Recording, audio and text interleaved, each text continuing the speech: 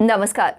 PP news line के prime time में आप सबका स्वागत। मैं हूं रजनी अनुभव। आइए सबसे पहले नजर डालते हैं आज दिन भर की प्रमुख सुर्खियों पर। इस वर्ष अब तक 75 आतंकवाद विरोधी ऑपरेशनों में 180 आतंकी हुए ढेर, कहा डीजीपी दिलबाग सिंह ने। निलंबित डीएसपी देवेंद्र सिंह मामले में एनआईए ने तफाजुल हुसैन पारीमू को किया गिरफ्तार।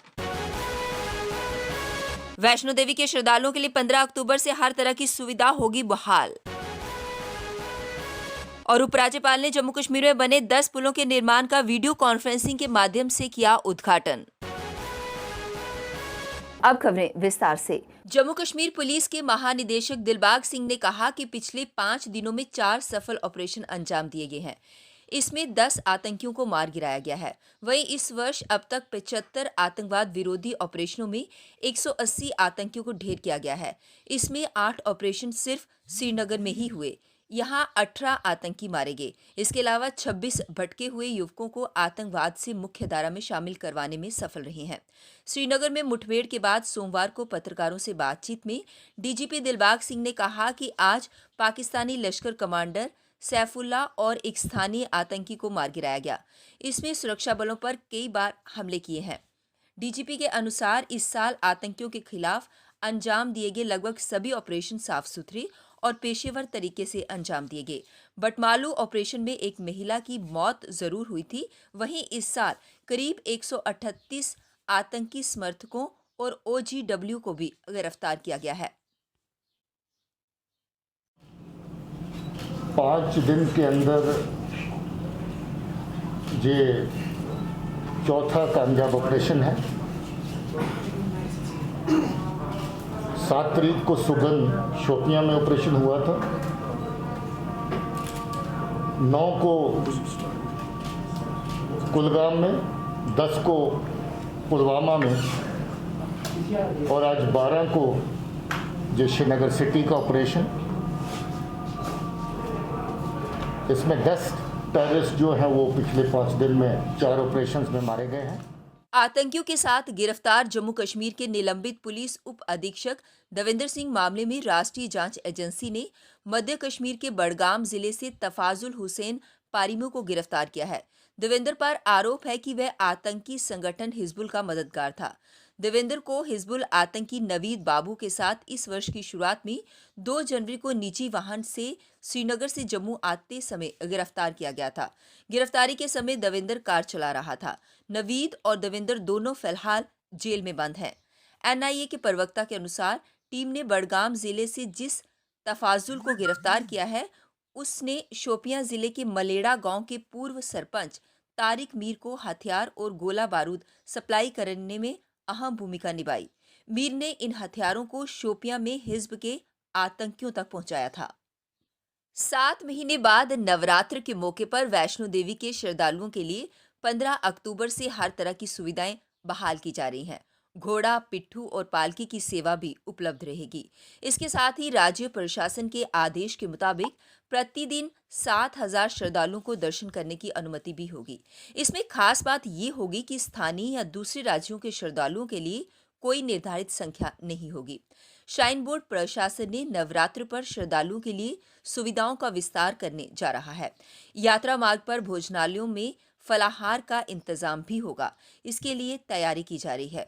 दूसरी ओर पूरे नवरात्र में भवन परिसर में छठ चंडी महायज्ञ भी चलेगा। जम्मू कश्मीर के उपराज्यपाल मनोज सिन्हा ने कहा कि दूरदराज सीमांत क्षेत्रों में बने 10,000 पुल आर्थिक विकास तेज करने के साथ प्रदेश के लिए वरदान साबित होंगे। जम्मू कश्मीर में बने 10 पुलों का निर्माण पर 53 करोड़ रुपए और लद्दाख के 8 पुलों के निर्माण पर 45 करोड़ रुपए लागत आई है। वीडियो कॉन्फ्रेंस के माध्यम से उद्घाटन समारोह में हिस्सा लेने के बाद उपराज्यपाल ने कहा कि प्रदेश में बने नए पुलों से सेना की जरूरतें पूरे होने के साथ साथ दूर दराज के लोगों को भी फायदा होगा। उन्होंने 10 अहम पुल बनाने के लिए प्रधानमंत्री नरेंद्र मोदी व रक्षा मंत्री का आभार भी जताया। ये पुल दूरदराज इलाकों में सुख समृद्धि लाएंगे। उपराज्यपाल ने कहा कि बांडीपुरा गुरेज में दाही नाले पर बने पुल में ऐसे इलाकों को फायदा होगा जो साल के 6 महीने शेष तक कटे रहते हैं। गृह मंत्रालय की जम्मू कश्मीर में प्रॉपर्टी टैक्स लगाने का विरोध करते हुए शहर के विपक्षी कॉरपोरेटरों ने कहा कि पहले शहरवासियों को पर्याप्त सुविधाएं तो मिल जाएं, फिर टैक्स लगाने के बारे में फैसला लिया जाए। अभी हर मोहल्ले में सफाई तक नहीं हो पा रही, सफाई कर्मचारी है ही नहीं। ऐसे में प्रॉपर्टी टैक्स लगाने का फैसला जन विरोधी है। राजस्व बढ़ाने के लिए निगम अपनी कार्यप्रणाली में सुधार करे, कार्यों में पारदर्शिता लाए। जम्मू कश्मीर पुलिस और सेना ने मंगलवार सुबह उत्तरी कश्मीर के कुपवाड़ा जिले के टीटवाल इलाके में एक संदिग्ध बैग बरामद किया है।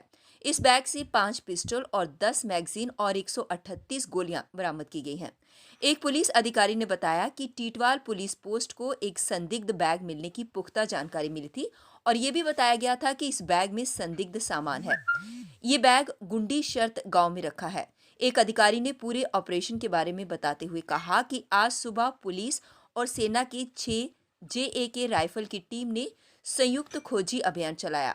खोजबीन के दौरान एक काला बैग मिला जिसमें 5 9mm की पिस्टल, 10 मैगजीन, 138 गोलियां और 2 बिस्किट के पैकेट बरामद किए गए।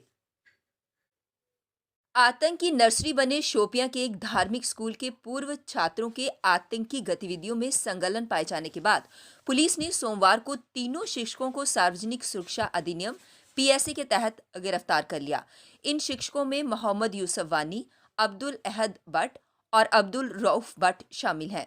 IG कश्मीर विजय कुमार ने श्रीनगर में एक संवाददाता सम्मेलन के दौरान सोमवार को कहा कि दक्षिण कश्मीर के शोपियां में इमाम साहिब स्थित सिराजुल उल इमाम साहिब नामक स्कूल का प्रतिबंधित जमाते इस्लामी संगठन से संबंध है। उन्होंने कहा कि तीनों को विध्वंसक गतिविधियों में शामिल होने के आरोप में गिरफ्तार किया गया है। अब वक्त हो चला है ब्रेक का, मिलते हैं ब्रेक के बाद। मजबूती की पहचान ACC cement, messrs Bishandas Jaswal and sons, authorised stockist, ACC cement, 45 transport Nagar, Jammu. Break के बाद बढ़ते हैं अगली बड़ी खबर की तरफ। फायर एंड इमरजेंसी सर्विस विभाग की सिलेक्शन लिस्ट को लेकर पैंथर्स पार्टी ने आज विरोध प्रदर्शन किया और सरकार से मांग की कि इस सिलेक्शन लिस्ट को रद्द किया जाए और इस सारे मामले की उच्च स्तरीय जांच करवाई जाए ताकि जम्मू के युवाओं के साथ इंसाफ किया जा सके। लेकिन हम चेताना चाहते हैं ये कमल कश्मीर में नहीं खिलेगा और जम्मू के लोग भी आपको आने वाले समय में सब कुछ सिखाएंगे। और युवा इसलिए थोड़ा चुप है क्योंकि आपने जो SOP के लिए लगाया गया 4 आदमी इकट्ठे नहीं हो सकते। जिस दिन युवा सड़कों में आएगा। RSपुरा के शिवनगर पुराना पिंड में आज NC के लीडर फारूक अब्दुल्ला के खिलाफ जोरदार प्रदर्शन किया गया। प्रदर्शन की अगुवाई कर रहे इंद्रजीत सुदन ने कहा कि इस तरह की भाषा का इस्तेमाल करने वाले को देश विरोधी करार देना चाहिए। मिला है, अरे उनकी तरफ से देखो, वो तरसाई नजर से तुमको देखते थे और तुम्हारा सरगना क्या बोलता है। ये आतंकवादियों के साथ मिले हुए हैं। इन्होंने कश्मीर में जितने पंगे, कश्मीर के जितने लोग थे बहुत अच्छे थे, इनकी वजह से इन्होंने पंगे करवाए, राजनीति करवाने के लिए इन्होंने गुंडागर्दी भी कराई और जम्मू में भी बम चलवाए और कश्मीर में भी। लेकिन अब वो टाइम नहीं है। हमारी इंडियन आर्मी, हमारी इंडियन फौज अब इनको लोहे के चना चबा कर छोड़ेगी। जम्मू यूनिवर्सिटी के नॉन गेस्टेड कर्मचारियों ने आज 27वें दिन भी अपना प्रदर्शन जारी रखा और यूनिवर्सिटी प्रशासन पर आरोप लगाते हुए कहा कि यूनिवर्सिटी प्रशासन की कर्मचारी विरोधी नीतियों के चलते आज 27 दिन के बाद भी प्रशासन कर्मचारियों से कोई बात करने के लिए तैयार नहीं है। बिजली विभाग के कैजुअल लेबर ने आज भी अपना प्रदर्शन जारी रखा और सरकार से मांग करते हुए कहा कि सरकार उन्हें नियमित करे और जम्मू कश्मीर में मिनिमम वेजेस एक्ट को जल्द लागू करे।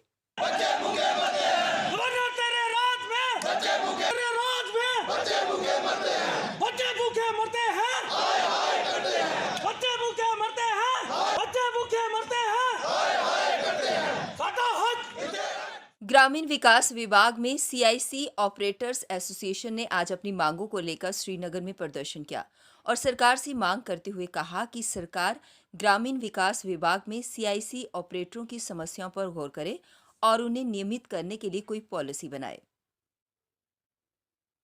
मुतालबात सुनो, हमारे मुतालबात, लेकिन वो भी सुनने के लिए कोई तैयार नहीं है।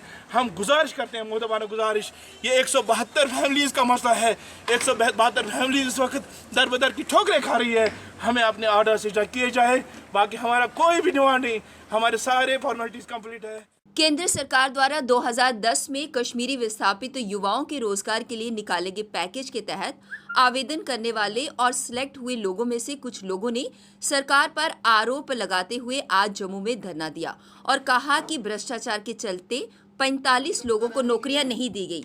हालांकि न्यायालय के आदेश के बाद इसका ऑर्डर भी निकाला गया था। प्रदर्शन कर रहे लोगों ने उपराज्यपाल से गुहार लगाई है कि गत दिनों 1997 के उम्मीदवारों के लिए जो ऑर्डर निकाला गया है उनमें से किसी को नहीं लगाया जाए जब तक 2010 से इंतजार कर रहे लोगों को नहीं लगाया जाता। पीपी न्यूज लाइन के प्राइम टाइम के आज के इस अंक में बस इतना ही। मुझे और मेरी पूरी टीम को दीजिए इजाजत और आप देखते रहिए पीपी न्यूज लाइन। नमस्कार।